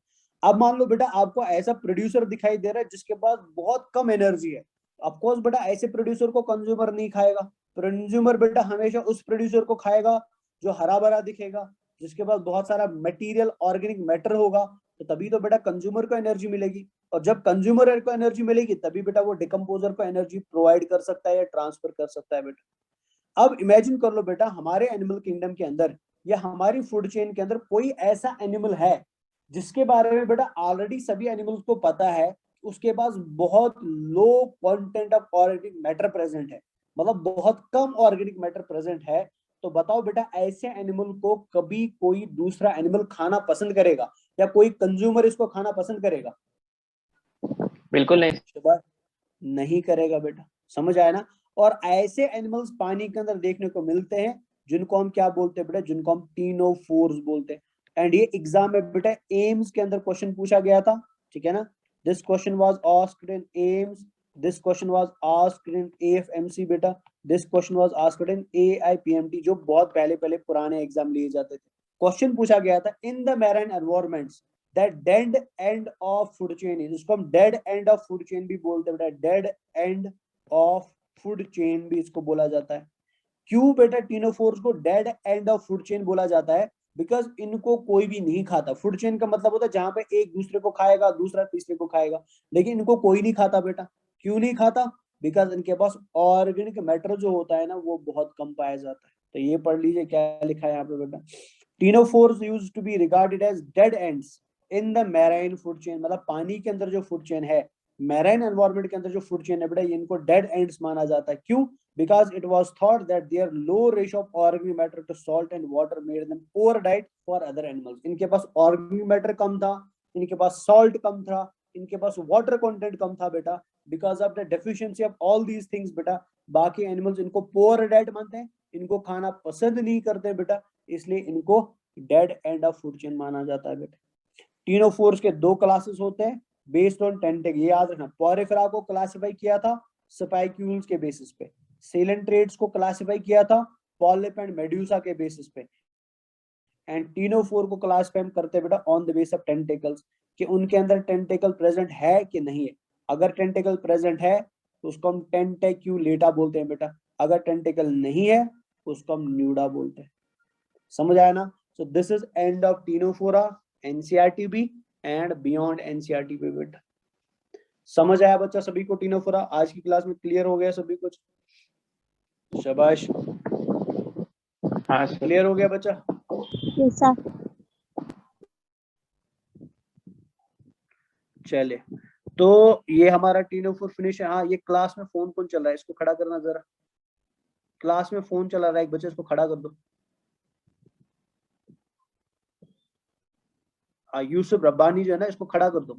हाँ खड़े बेटा, खड़े हो ना? Yes, just stand up please, stand up please, yes stand up. बाहर से टीचर को बुला के लाना एक बार। स्टैंड अप, खड़े हो जाओ। टांगों में दर्द हो रहा है क्या? बाहर से टीचर को बुलाना जरा। हाँ सर, इससे पूछे क्या मतलब फोन किसको कर रहा था? You are in the class ना? क्लास अभी मेरी खत्म हुई?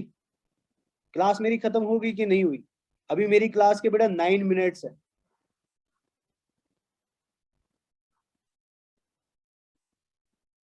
इसका मेरे को प्लीज सर बाद में नाम फॉरवर्ड कर दीजिए। I want his name, I want his parents name and also their number. मुझे इसका नाम चाहिए, इसके पेरेंट का नाम चाहिए और उनका नंबर चाहिए।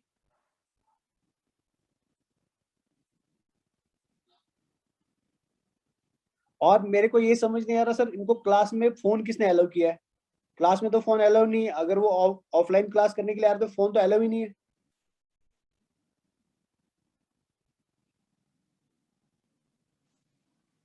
मतलब बेवकूफी की भी हद होती है।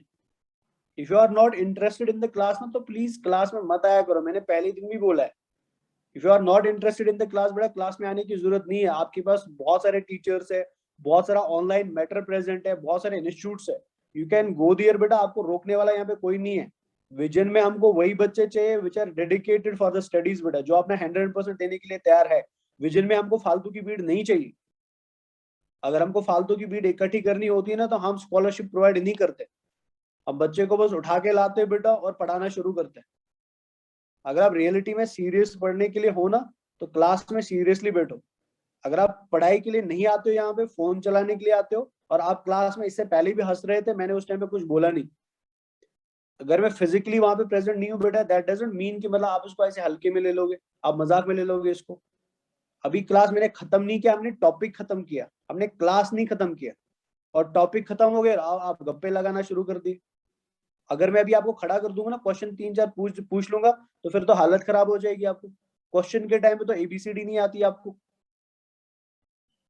तो थोड़ी सी शर्म रखो, थोड़ा सा एहसास रखो बेटा कि कोई बंदा इतनी दूर से एफर्ट लगा के आपको पढ़ा रहा है, ठीक है। और उस चीज के या 2 टीचर वहां पे या 1 टीचर आपकी क्लास में बैठा हुआ है, इस टीचर को बेचारे को क्या जरूरत है बेटा अपनी लाइफ को खतरे में डालने का और आपकी क्लास में बैठने का। अभी कोरोना खत्म नहीं हुआ है, बट फिर भी आपका टीचर आपकी क्लास में बैठा हुआ है, इसको क्या मजबूरी है? आपका नौकर थोड़ी है ये, हम आपके नौकर थोड़ी है।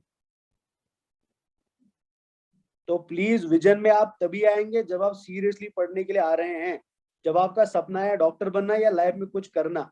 अगर आपको फोन ही चलाना है ना, तो आपके पास बहुत सारे ऑप्शंस है बेटा। बराक वैली में भी बहुत सारे ऑप्शंस है, गुवाहाटी में भी बहुत ऑप्शंस है। You can go out of the class और out of the institute. But if you are really interested in studying बेटा, अगर आप रियली इंटरेस्टेड स्टडी में हो तो ये फालतू की चीजें नेक्स्ट टाइम प्लीज मेरी क्लास में मत करना, बिकॉज अगर मैं वहां पे अभी क्लास में होता ना तो सर ने तो सीधे सीधे छोड़ दिया, मैं तो पक्का मैं नहीं छोड़ता।